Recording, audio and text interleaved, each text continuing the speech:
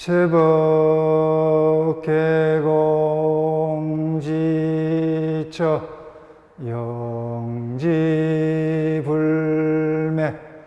즉차 공정영지지심 시어 본래 면목 역시 삼세제불 역대조사 천하선지식 밀밀상전저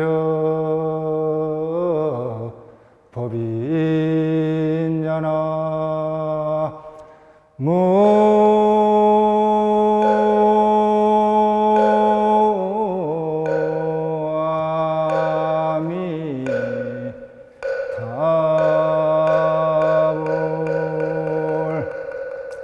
거분상 하자시 공정영지 지심야 여금문하자 시여 공정영지 지심 합을반조 유의 외명나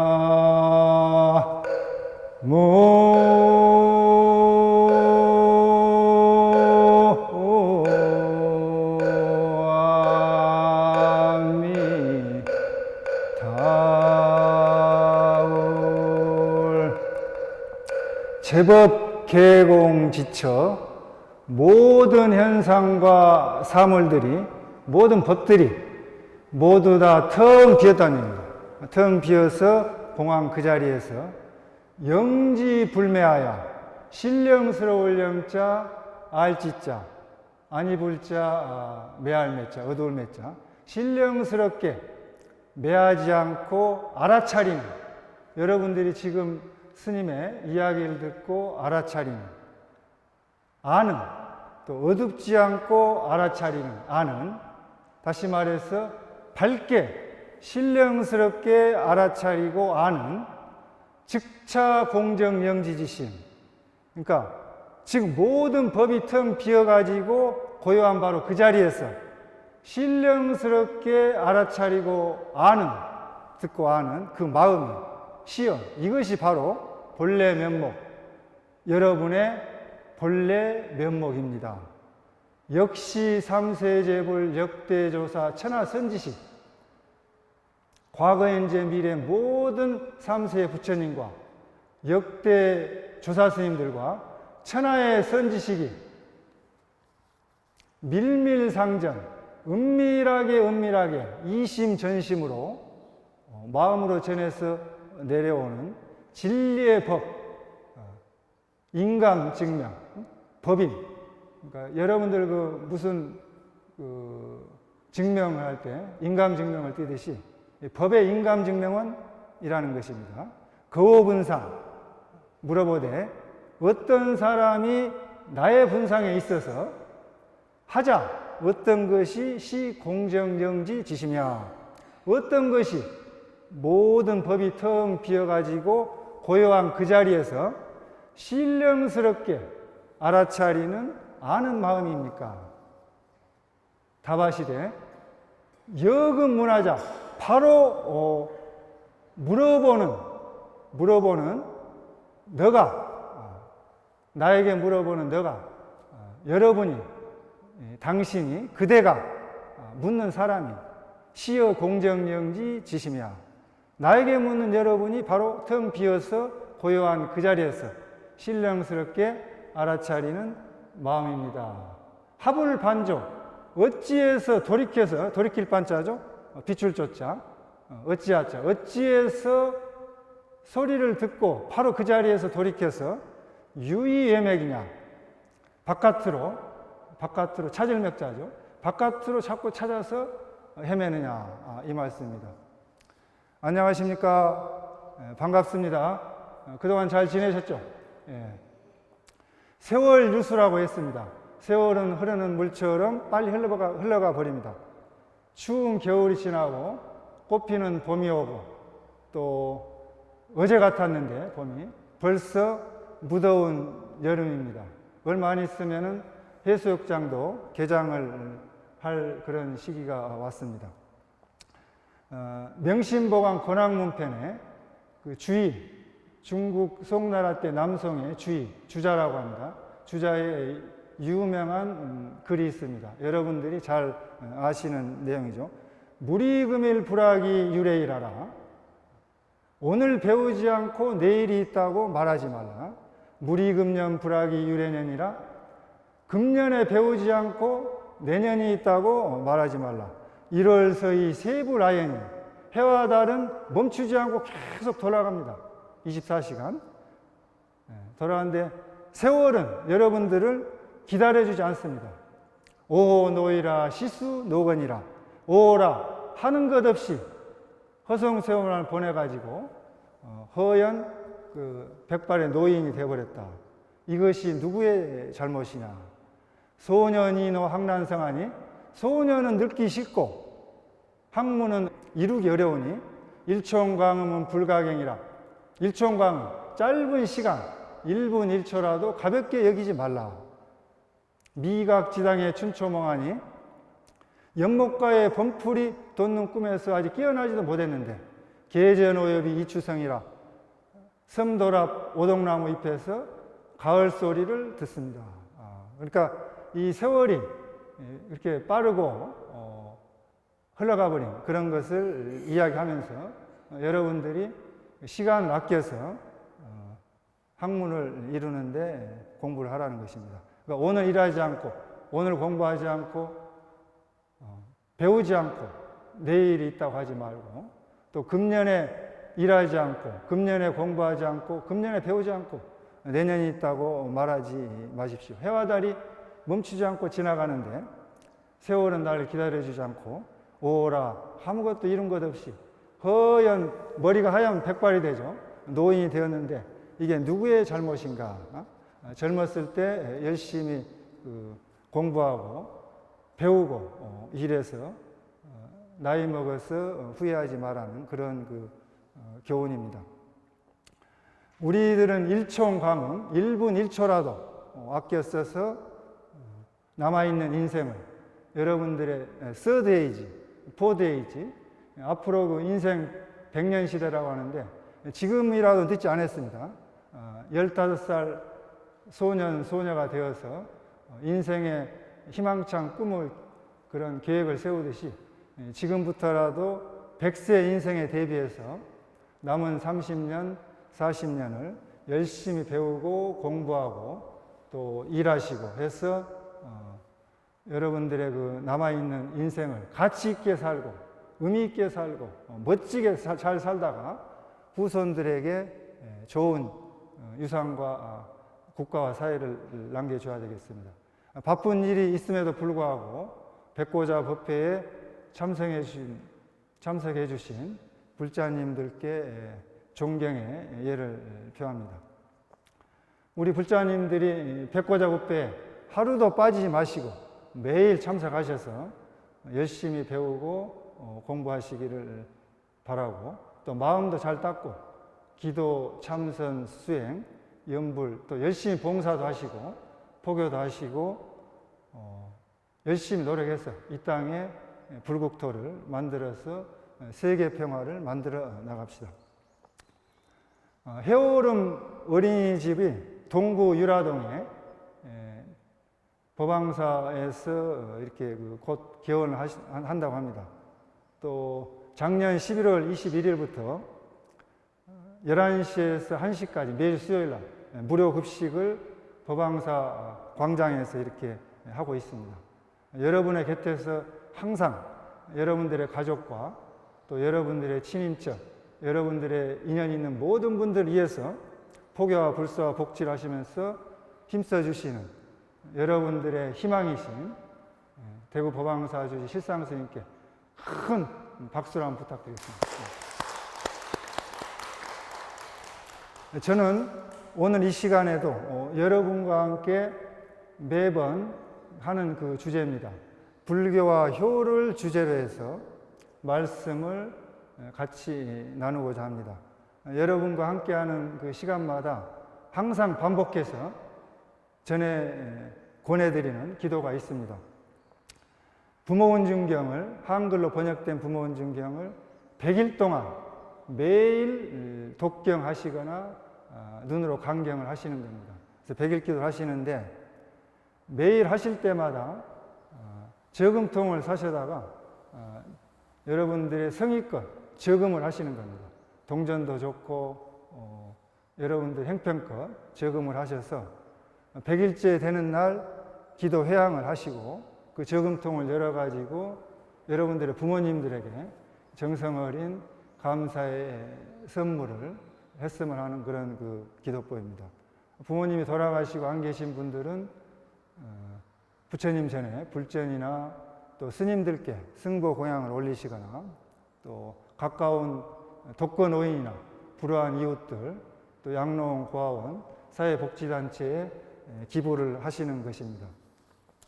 이 시간에 여러분들과 함께 나눌 말씀은 보조 근스님의 수신결에 나오는 몇 기절의 말씀하고 또 한국 사람들이 효행을 하는 이유에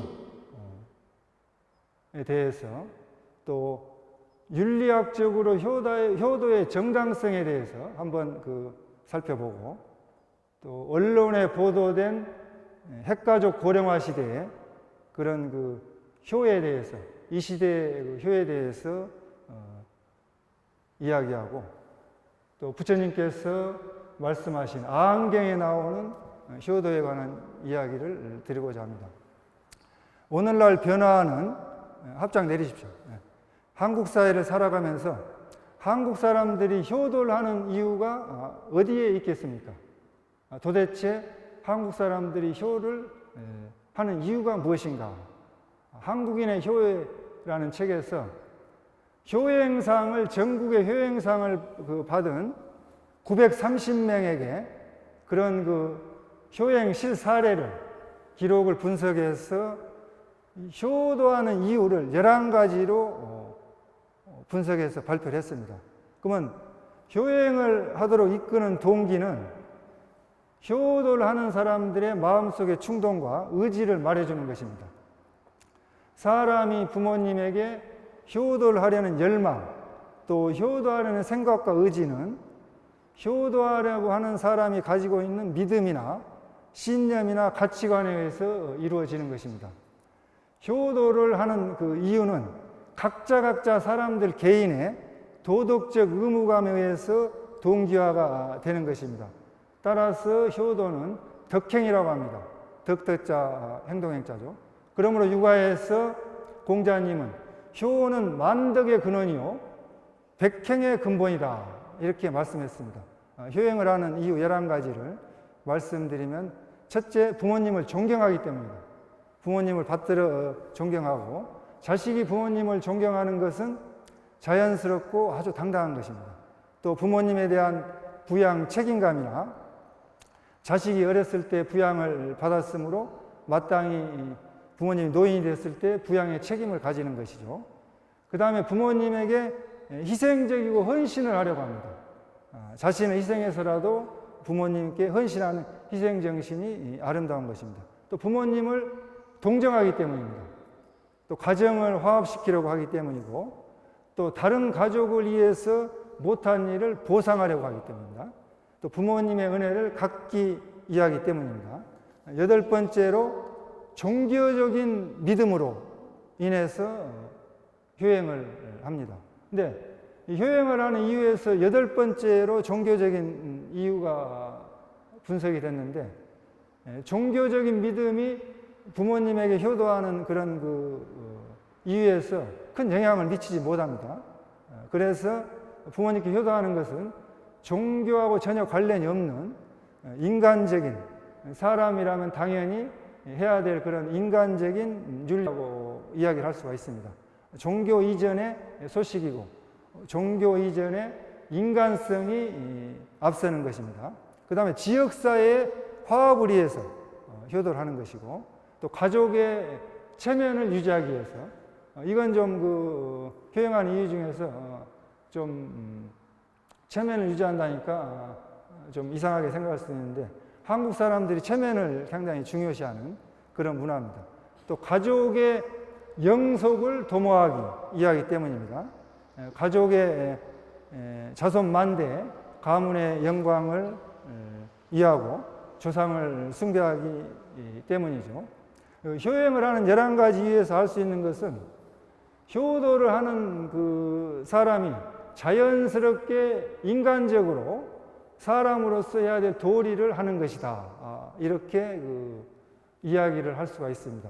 그래서 효도하는 핵심적인 이유를 분석해서 요약해서 말씀드리면 존경하고 또 부모님을 부양의 책임을 가지고 자신을 희생하면서 헌신적으로 부모님을 부양하고 가정을 화합시키고 가문의 대를 이어나가면서 가문의 영광을 발전시켜 나가는 것입니다. 부부 간에, 부모 자식 간에, 친구 간에 인간관계에 대한 유익한 그 이야기가 있습니다. 여러분들이 잘 아시는 이야기인데 프랑스의 유명한 소설가 생텍쥐페리 1900년에서 1944년까지 44세에 돌아가셨는데 어린 왕자라는 그 책입니다. 전 세계적으로 가장 많이 읽혔고 250개 언어로 번역되고 전 세계적으로 1억 부 이상 팔린 베스트셀러입니다. 우리나라에서 한국에서 유통되는 어린 왕자 이야기만 해도 한 200여 가지가 넘는다고 합니다. 1943년 생텍쥐페리가 돌아가시기 1년 전에 발표된 그런 그 이야기인데 그 어린 왕자에 나온 유명한 그 이야기를 말씀드리면은 아니 난 친구들을 찾고 있어. 길들인다는 게 뭐지? 그건 사람들이 너무나 잊고 있는 건데 그건 관계를 맺는다는 뜻이야. 여우가 말했다. 관계를 맺는다고? 물론이지. 여우가 말했다. 넌 나에게 아직은 수없이 많은 다른 어린아이들과 조금도 다를 바 없는 하나의 아이에 지나지 않아. 그래서 나는 널 필요로 하지 않아.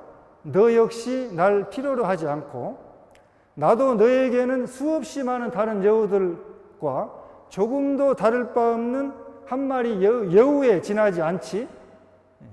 하지만 내가 나를 길들인다면 우리는 서로를 필요하게 되는 거야.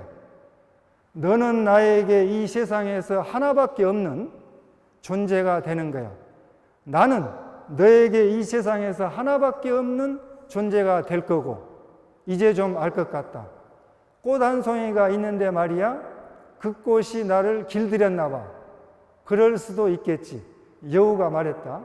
지구에는 별의별 일이 다 있으니까 사람들은 이 진실을 잊어버렸어. 여우가 말했다. 하지만 넌 그것을 잊지 말아야 해. 내가 길들인 것에 언제까지나 책임을 져야 하는 거야. 지구라는 말이 나왔는데요. 그 소행성 612호 별에서 어린 왕자가 왔는데 6개의 별을 방문했다가 7번째 지구의 별에 와서 한 그런 이야기입니다. 그래서 지구에는 별의별 일들이 다 있으니까 정말 우리가 이 세상을 살아가면서 이 지구상에는 별의별 일들이 다 많습니다. 만약에 내가 나를 길들인다면 우리는 서로에게 필요하게 될 거야. If you take me, then we shall each other. 여러분이 어떤 사람과 길들인다면, 다시 말해서 어떤 사람하고 관계를 맺는다면, 인연을 짓는다면 여러분과 그 어떤 사람은 서로에게 없어서는 안 되는 꼭 필요한 사람이 될 것입니다. 여우와 어린 왕자의 동물하고 이야기니까 영어로 테임이라고 해서 테임. 그렇지만은 사람과 사람 사이는 트레이닝 그렇게 쓰죠. 나에게 있어서 너는 세상에서 단 하나뿐인 존재가 되는 거고 To me, you will be unique in all the world. 너에게 있어서 나는 세상에서 단 하나뿐인 가장 특별한 존재가 되는 거야. To you, I shall be unique in all the world. 만약에 여러분들이 그 사람에게, 어떤 사람에게 인연을 지은다면 그 사람은 여러분에게 이 세상에서 단 하나뿐인 특별하고 고귀한 사람이 되는 것입니다. 현대인들은 가끔씩 소중한 인간관계가 있다는 것을 잘 모르고 살아갑니다. 그것은 물질적인 이해관계에 집착하고 돈에 중독되어서 진정한 행복을 모르기 때문입니다. 어린 왕자에서 다루는 중요한 주제가 무엇입니까? 길들임이죠, 길들임. 길들임이라는 것은 무엇이냐? 관계를 맺는 것. 디벨로퍼 리레이션, 또 인연을 짓는 것. 메이커 커넥션, 사람과 사람 사이의 인연. The relation between people and people. 그러니까 인연을 짓는 것. 불교에서 가장 얘기를 많이 하는 게 인연이죠. 인연 때문에 그렇다. 이것이 있으므로 저것이 일어나고, 저것이 있으므로 이것이 일어나고, 이것이 멸함으로 저것이 멸하고, 저것이 멸함으로 이것이 멸한다. 그게 불교의 인연법입니다. 우리는 그런 그 인연 속에서 살아가는데, 인연을 소중하게 간직하고 순수하게 이어나가야 합니다. 차갑게 얼어붙고 사막처럼 메마른 우리가 살아가는 그런 그 사회 속에서 우리는 만남을 통해서, 길들임을 통해서 관계를 맺음으로써 우리가 살아가는 수많은 그런 그 삶 속으로 들어오는 인연과 함께하는 것입니다. 의미 있는 인연이 돼야 되고 정말 순수한 인연이 돼서 우정과 진정한 사랑의 책임을 가져야 합니다. 또 어린 왕자에서 이렇게 말했어요. 여우가 말을 했죠. 나는 빵을 먹지 않아. 그래서 밀밭을 봐도 난 떠오르는 게 없어. 빵을 먹지 않으니까 밀밭을 봐도 아무런 생각이 없다는 겁니다. 하지만 넌 금발이니까, 금빛 머리니까 내가 날 길들인다면 기가 막힐 거야. 밀밭도 금밀이니까 내 생각이 나게 할 거야. 그렇게 되면 난 밀밭을 지나가는 바람 소리를 좋아하게 될 거야. 빵은 물질입니다. 물질적인 관계로 인연을 맺으면 오래 가질 못해요. 진정한 인간관계는 사람과 사람 사이의 정신적인 인간관계입니다. 빵을 사고 팔고 빵을 먹는 그런 물질적인 데 집착하지 말고 순수하게 생각한다면 물질적으로 사고 팔 수 없는 인간관계를 가질 수가 있습니다. 순수한 인간관계를. 그래서 그런 순수한 인간관계는 시간이 필요하고 서로 간에 소통이 필요하고 인내가 필요한 것입니다. 사람과 사람 사이에 오고 가는 물질적, 금전적 관계가 별 볼 일 없이 작고 또한 어느 한쪽 사람이 손해를 본다고 하더라도 상대방을 믿고 배려하고 인내하고 소통을 한다면 따뜻한 인간관계가 될 것입니다. 우리는 세상을 살아가면서 육안으로 겉모습만 보지 말고 마음의 눈으로 세상을 바라봅시다. 마음의 눈은 해안입니다. 지혜의 눈입니다. 모든 사람을 지혜의 눈으로 바라봅시다. 세상을 순수한 마음으로 바라봅시다. 현대인들은 인간을 로봇처럼 기계적으로 물질적으로 대하고 인간관계를 해나가고 있습니다. 생텍쥐페리가 이런 말씀을 했습니다. 효도에 관한 말씀인데요. 우리 부모님들은 우리들의 어린 시절을 꾸며주셨으니 우리는 부모님들의 말년을 아름답게 꾸며드려야 합니다. 부모님이 우리의 어린 시절을 아름답게 꾸며주셨으니 Our parents made our childhood beautiful. 이제는 우리가 부모님의 여생을 아름답게 꾸며드려야 할 차례입니다. This is the time to make their life beautiful. 이렇게 말씀을 했습니다. 자식들은 부모님들의 부양을 받고 부모님의 노후에 부양을 해드리지 않는다면 사람으로서 해야 할 가장 기본적인 것을 회피하게 되는 것으로 까마귀만 또 못하는 사람이라고 할 수 있습니다. 까마귀는 그 알에서 깨어난 지 60일 동안 어미가 새끼에게 먹이를 물에다 줍니다. 근데 새끼가 다 자라고 나오면은 새끼가 먹이 사냥이 힘들어하는 어미에게 먹이를 갖다가 먹여드립니다. 그래서 옛날에 외딴 시골 마을에 할아버지가 까마귀 둥지에서 새끼 까마귀가 어린 까마귀를 먹여 살리는 것을 보았습니다. 가만히 지켜보니까 새끼 까마귀가 5마리가 있었다고 그래요. 5마리가 한 마리는 먼 개울가에 가가지고 물을 먹여다 드는 거예요.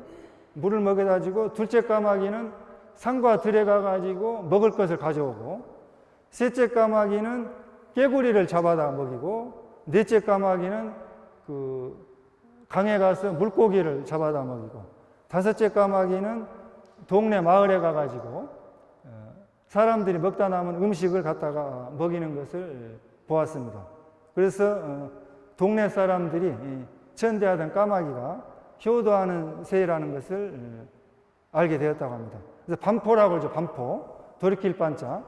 먹이를 물에다 어미 입에게 넣어준다는 뜻입니다. 그래서 반포지효라는 것은 까마귀가 어미에게 대먹이는 극진한 효도를 의미합니다.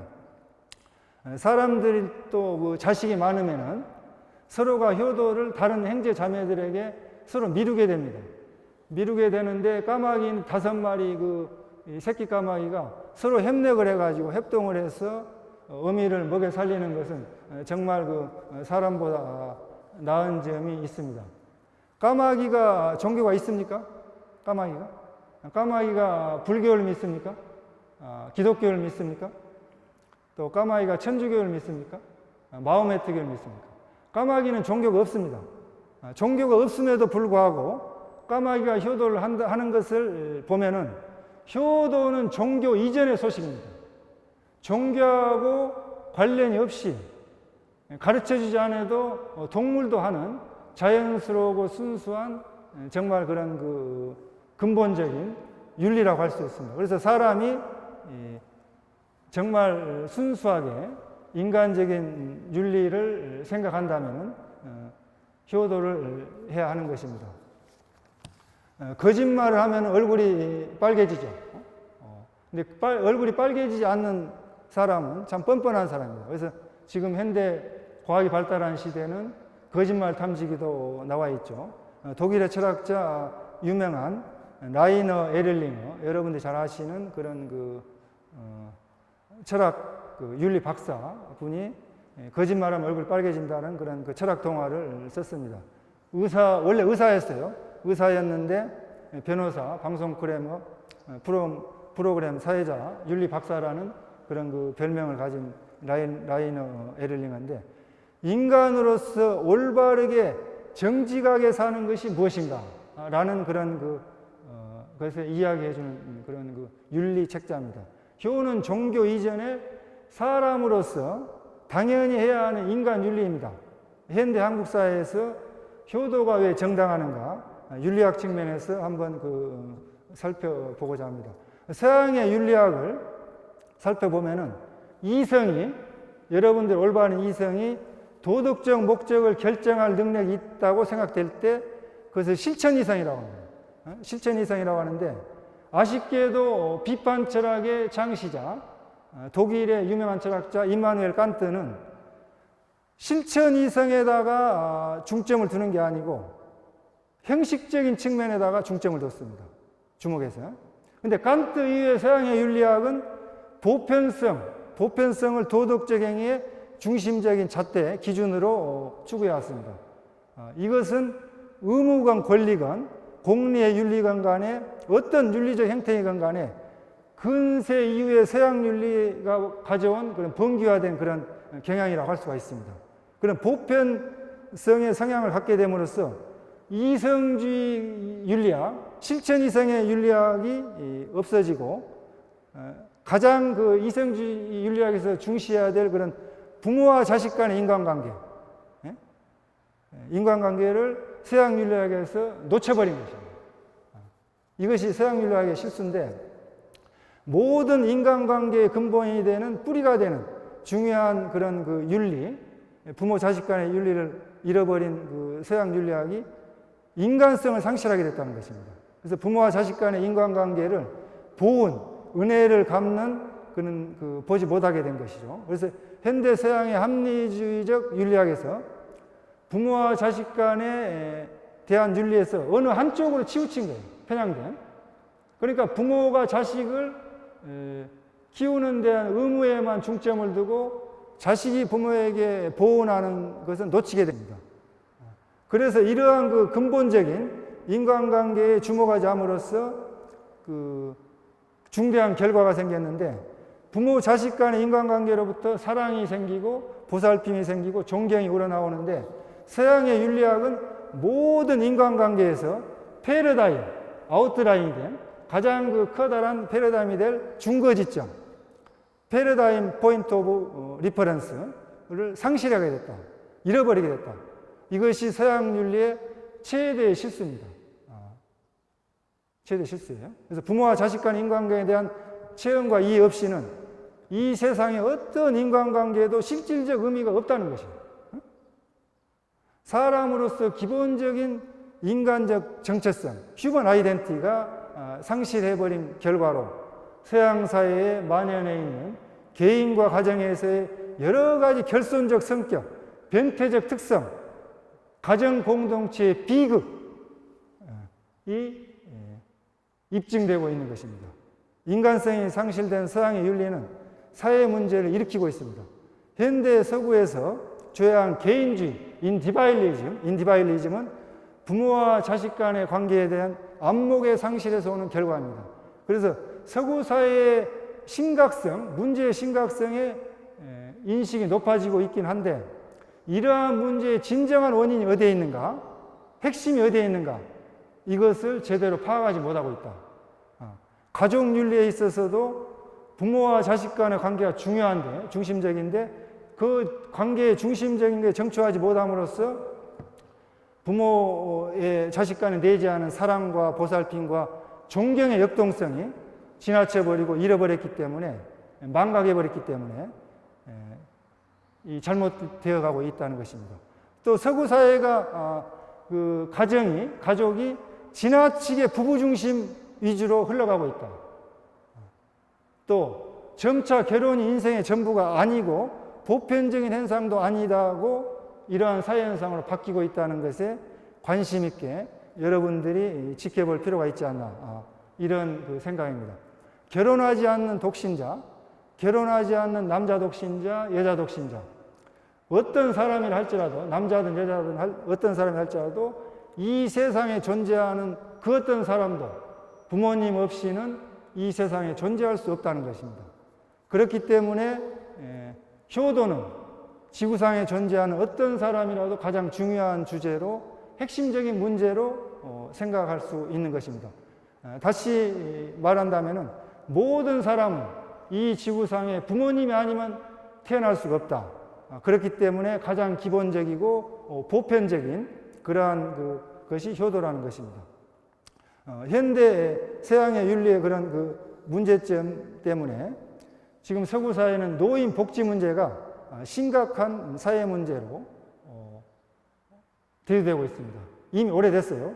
그래서 그 노인 복지의 사회 문제가 정부, 국가, 사회에 엄청난 재정적 부담을 남겨주고 있는 것입니다.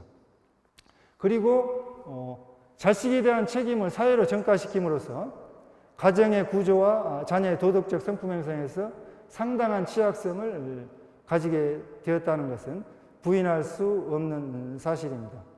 부모에 대한 자녀의 의무와 덕목을 강조하지 않는 편향된, 효도가 상실된 서양의 가정윤리가 한국 사회에 그대로 그냥 들어와 버렸어요. 똑같은 서구 사회의 심각한 사회 문제를 지금 현대 한국 사회에서 문제를 일으키고 있다. 그러므로 현대 한국 사회에서 전통 효 문화를 계승 발전시켜야 되는 것이고, 현대 한국 사회에서 효의 정당성의 근거가 되는 것입니다. 효의 윤리가 시대적으로 현대 한국 사회에서 꼭 필요한 가정 윤리가 되는 것입니다. 세계적으로 가장 20세기 전반에서 존경받는 아놀드 토인비 석학, 여러분들이 잘 아시죠? 그분께서 말씀을 하셨습니다. 지구가 멸망해가지고 다른 별로 인류가 이주한다면 꼭 가지고 가야 할 문화가 있다. 그게 한국의 효문화다. 그렇게 이야기했습니다. 또 인류 사회에서 계승 발전시켜야 될 문화가 있다면, 문명사에 있다면 한국의 효문화다. 이렇게 말씀을 했습니다. 법회 시작할 때 보조 스님의 수신길에 나오는 개송을 외워드렸습니다. 제법개공지처 모든 현상과 사물의 법들이 모두가 텅 비어서 공한 그 자리에서 영지불매, 신령스럽게 매하지 않고 알아차리는 아는, 어둡지 않고 알아차리고 아는, 다시 말해서 밝게 신령스럽게 알아차리고 아는 즉차 공정 영지지심, 즉 모든 법이 텅 비어서 고요한 바로 그 자리에서 신령스럽게 알아차리는 그 마음이 시여 본래 면목이다. 이것이 바로 여러분의 본래 면목입니다. 역시 삼세 제불, 역대 조사 천하선지식, 또한 이것이 삼세 제불, 과거 현재 미래 모든 부처님과 역대 조사스님과 천하선지식이 밀밀상전 저 법이냐, 은밀하게 이심전심으로 마음에서 마음으로 서로 전해져 내려온 진리의 인감증명원입니다.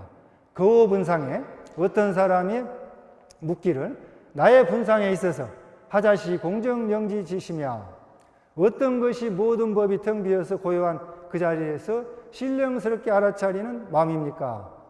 답하시되 여금문화자, 지금 나에게 묻는 사람이, 지금 나에게 묻는 여러분이 시여 공정영지 지심이야. 바로 여러분이 텅 비어서 고요한 그 자리에서 신령스럽게 알아차리는 마음입니다. 합을반조, 어찌해서 물어보는 그대의 마음을, 여러분의 마음을 돌이켜서 안으로 비추어보지 않느냐, 관조하지 않느냐, 유의외매고 바깥에서 찾고 헤매이고 있습니까? 이 말씀입니다. 제법 개공지처는 여러분들이 지금 법당에 앉아 계시지만은 마음이 한시도 가만히 있지 않습니다. 일어났다 내렸다 일어났다 내렸다 계속 마음이 뛰고 있어요. 잠을 자면서도 마음이 뛰고 있습니다. 잠시도 가만히 있지 않아요. 숙면시에 들어갔을 때 잠깐 멈추고 계속 여러분들은 생각이 활동하고 있습니다. 여러분이 알고 있는 마음도 있지만은 모르고 있는 마음을 현대심리학에서 잠재의식이라고요. 그 잠재의식까지도 계속 그 번뇌망상이 뛰고 있습니다. 그 번뇌망상이 다 없어져 버린 깨끗한 마음 상태를 제법개공지처다. 일어났다 무념무상의 경지입니다. 그 무념무상의 깨끗한 마음 상태에서 영지불매, 신령스럽게 아는 마음, 매하지 않고 그 알아차리는 마음, 어둡지 않고 진공묘유라 참으로 공한데 참으로 비어서 큰 허공처럼 아무것도 없는데 영지불매, 묘할 묘자, 있을 유자, 묘하게 있는, 눈으로 볼 수 없고 생각으로 생각할 수도 없고 손으로 만질 수도 없고 뜻으로 알 수도 없고 귀로 들을 수도 없고 도저히 인식할 수 없는 묘한 영지 불매, 공정 영지가 있다는 것입니다. 그것이 바로 여러분의 본래 면목이다. 자성청정심이라는 것입니다. 이것이 과거 현재 미래 모든 3세 부처님과 3000년 내려온 역대 조사스님들과 천하의 모든 선지식들이 은밀하게 이심전심으로 전해내놓은 부처님의 진리의 증명이다. 이런 것입니다.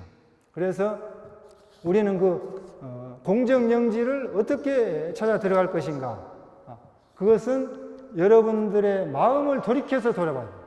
합을반조. 왜 돌이켜서 보지 않느냐? 그건 근데 합을반조하기가 어렵습니다. 입차문내 막존지하라. 이 문에 들어와서 여러분들이 지혜, 알지자, 해석할 했자.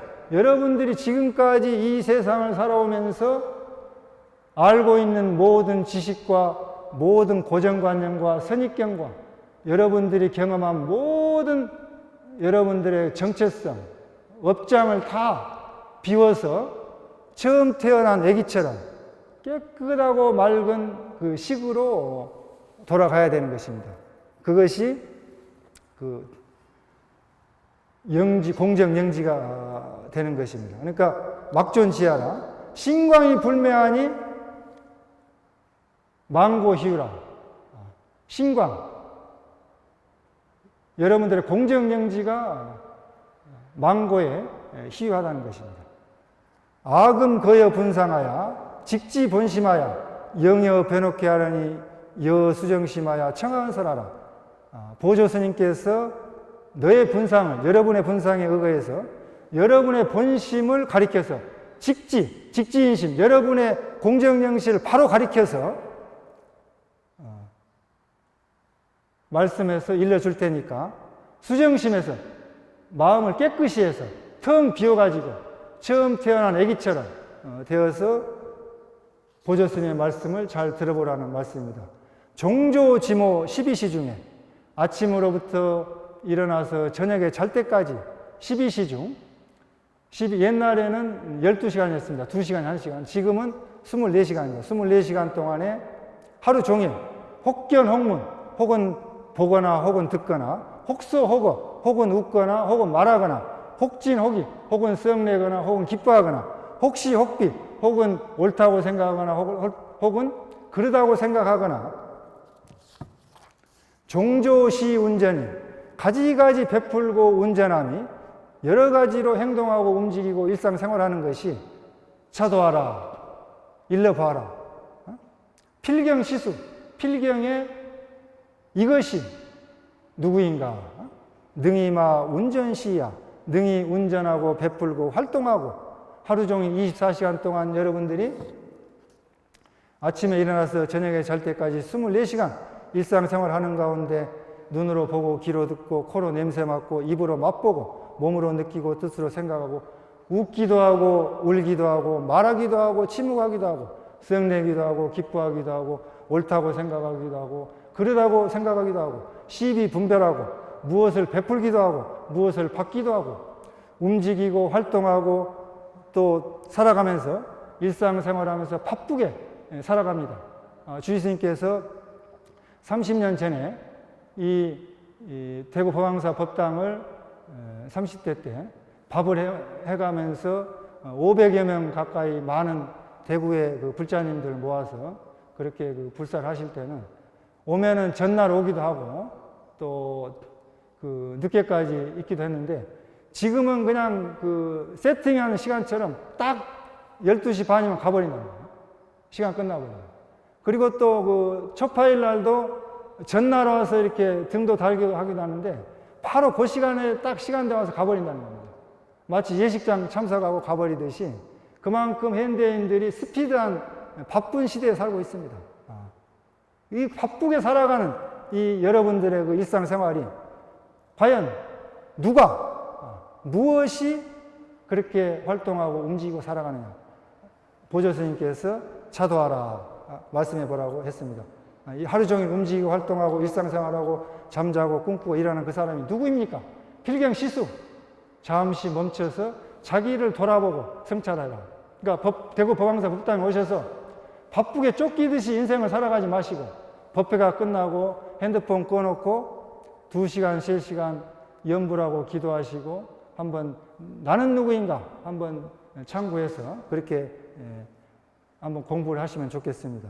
시신마 이것이 무엇인고 이 먹고 시신마 화두가 필경시수 필경에 도대체 무엇이니 이렇게 허둥지둥 지금 이 법회 빨리 끝났으면 법문 끝나야 그 집에 가서 뭘 할 텐데 하고 이렇게 바쁘게 생각하면서 쫓기듯이 살아가고 있는가 이걸 잘 관찰해서 시신마 공정정지지심 깨끗한 마음 상태에서 신령스럽게 드러나는 그 본래 면목을 찾아서 이먹고 해 나가는 것입니다.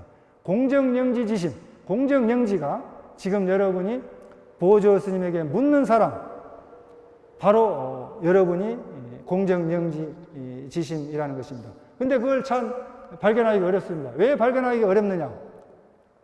업장이 두텁고 발심이 안 돼서 그렇습니다. 무상 발심이 안 돼서.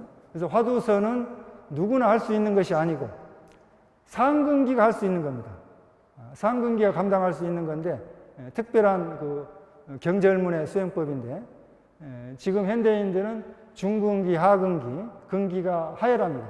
그래서 염불도 하고 주력도 하고 기도도 하고 독경도 하고 절도 하고 여러 가지 수행법을 해 나가십니다. 그래서 불교 신도님들이 처음에는 불교 기초 교리를 공부부터 하고 체계적으로 불교학 개론, 불교 개론 공부부터 하셔서 또 기초 수행도 하시고 그런 수행법들을 차분하게 잘 배우셔가지고 단계적으로 이렇게 공부를 해 들어가시면 좋겠습니다. 우리 한국 불교는 통불교입니다. 통불교이기 때문에 부처님의 모든 종파적인 그런 그 불교, 종파불교를 다 통합해서 가지고 있는 통불교예요. 그래서 모든 수행법을 할 수 있는 수행법이고, 수행불교이고, 또 대승불교입니다. 대승불교는 상구보리 하와중생, 이로는 깨달음을 구하고 여러분보다 못한 분들에게 중생을 제도하면서 더불어서 같이 보현행원으로 화엄경의 보현행원처럼 이 세상에서, 이 세속에서 물방울이 연꽃잎에 붙지 않듯이 이 세속에 살아가면서 여러분들이 함께 더불어서 성불에 들어가는 것입니다. 법왕사 법당에 오셔서 한 달에 한 번, 한 달에 15일에 한 번, 두 번, 한 달에 네 번, 일주일에 한 번, 또 매일 하루도 빠지지 말고 오셔서 열심히 기도, 참선, 연불, 교리 공부하시면 좋겠습니다. 2차 인연 공덕으로 천리상간의 깊은 어둠은 모두 다 밝아지고 지옥아기 축생 사막도의 고통에서 벗어나고 칼산지옥은 파에서 무너지고 욕계, 색계, 무색계, 삼계에서 뛰어나고 일체의 모든 중생들이 바른 깨달음을 이루고 성불하고 일체의 모든 중생들을 제도합시다. 감사합니다.